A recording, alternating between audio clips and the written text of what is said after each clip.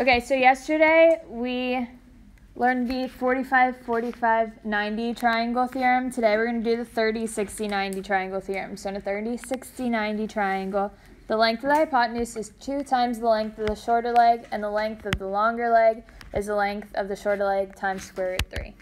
So if our shortest leg, so the leg that is across from the 30-degree angle is S, then the leg that is across from the 60-degree angle is going to be S times square root 3. And the leg that is across from the hypotenuse is going to be 2 times S, so 2 times the shortest leg. So let's do some examples. So find the values of x and y, give your answer in simplest radical form. So it gives us the hypotenuse now, which is 2 times S. So how can we find the length of the shortest leg? So we have 22 is equal to 2 times S, and we just divide by 2. So what do we get for the length of our shortest leg? 11. Which one is our shortest leg, X or Y?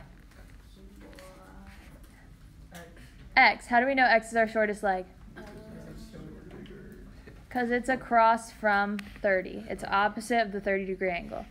So 11 is equal to X. How do we find our Y?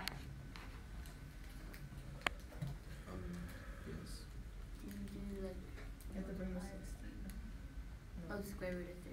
S square root of 3. Y is opposite of the 60. So when it's opposite of the 60, what do we do? Sarah? S square root of 3. So it's S square root 3.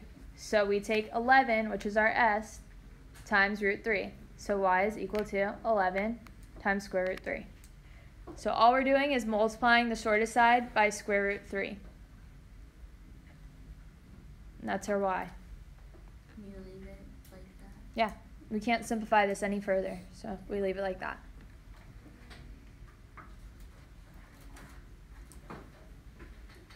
Pretty cool. All right, next example. Find the value of x, give your answer in simplest radical form. So now we have 8 is across from the 30. So how do we find A?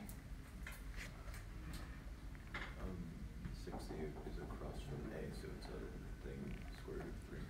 So it's 8 square root 3. Since it's across from the 60, we know that it's going to be our S times square root 3. So 8 square root 3. And then how do we find B? 2 times 8, which is 16. So our hypotenuse, B, is 2 times the length of our shortest side, 8. So 2 times 8.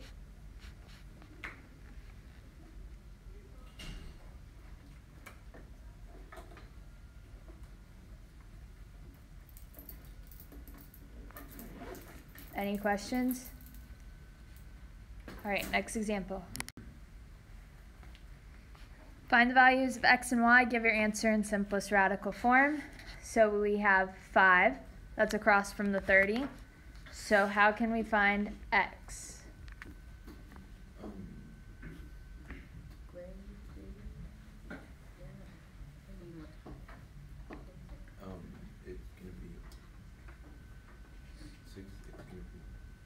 So x is across from the 60, because this we know is 60. So it's going to be 5 square root 3. So since it's across from the 60, we take our length of the shortest side and multiply it by square root 3. Now how do we find our hypotenuse? 5 times 2. Sorry, our hypotenuse is what? 10.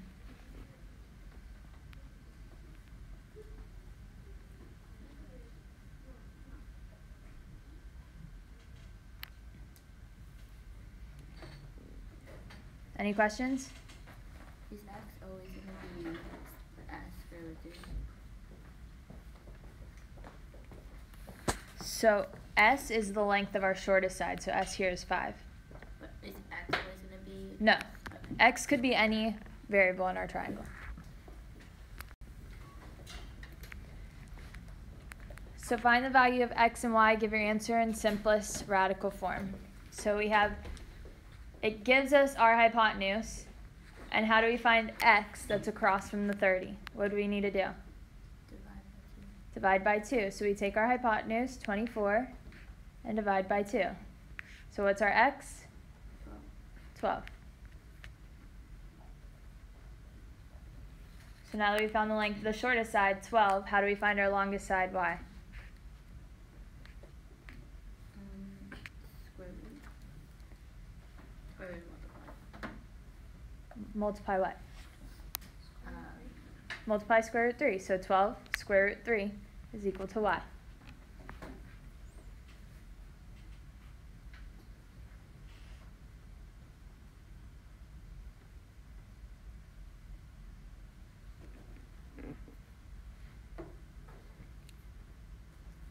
Next example.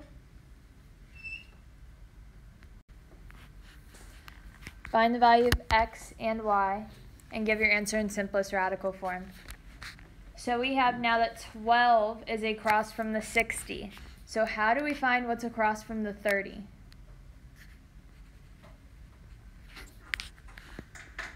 What do we need to do?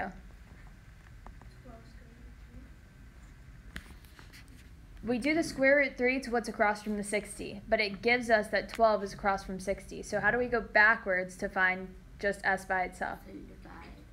So we divide. Exactly. So we do.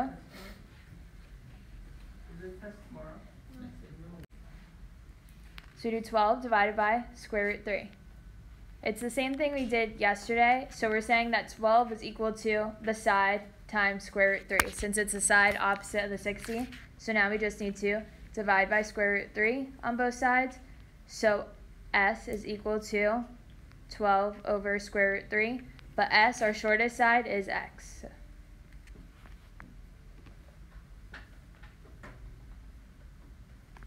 Now how do we find our y?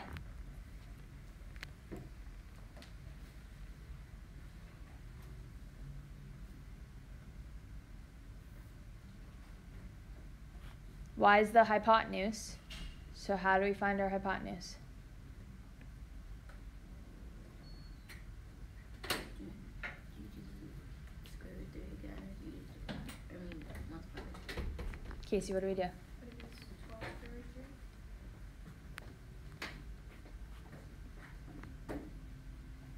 What do we need to do? Multiply by 2. So we multiply our shortest side, which is x, so 12 divided by square root 3 by 2. So we're doing 12 divided by square root 3 times 2, which gives us what? 24 divided by square root 3. 24 divided by square root 3.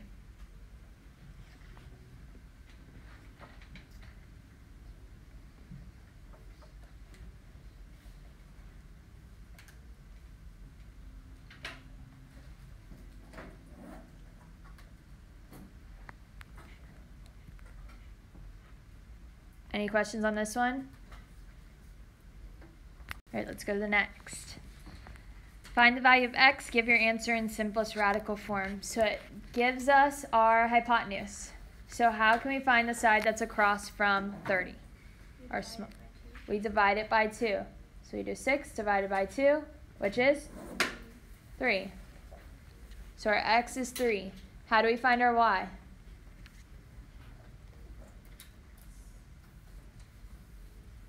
So the y is across from 60.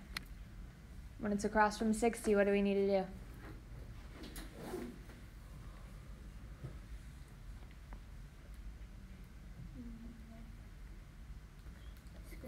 Square root 3. So we do 3 times square root 3. So when it's across from 60, you multiply the smallest side by square root 3.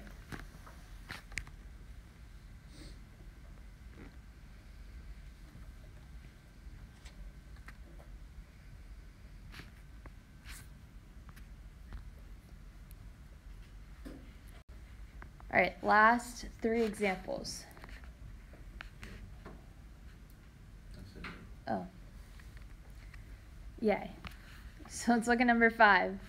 So we have a 6 as our hypotenuse.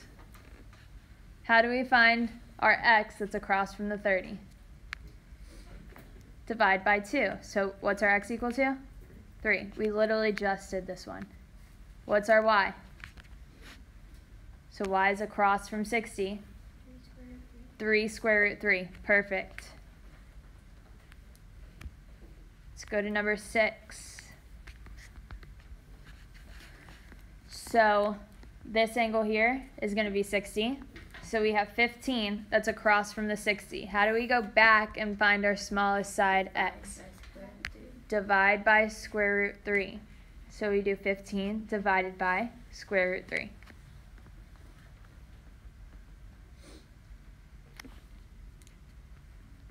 So that's our smallest side x. How do we find our hypotenuse y? Multiply by 2. So we do 15 over square root 3 times 2, which gives us 30 over square root 3.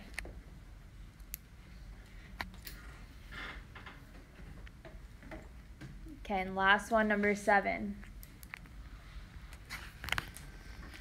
So it gives us 7 root 3 is across from the 30, so we know that's our smallest side. How do we find the one that's across from 60, our x? Divide by multiply by square root 3. Multiply by square root 3. So we do 7 root 3 times square root 3. And what do we get? 63. No. Wait, do you like Because you multiply the 3? So we have 7 square root 9. 7 square root 9. What's square root 9? 3. 7 times 3. So it is 21. You're right. So when you have 2 square roots that you're multiplying, that's the same number inside, you can just get rid of the square root and the second number. So it's, when you're multiplying, like if we had square root 7 times square root 7, we know it's going to be just 7. Okay? So that's our x. Now let's find our y. So our y is the hypotenuse. What do we need to do?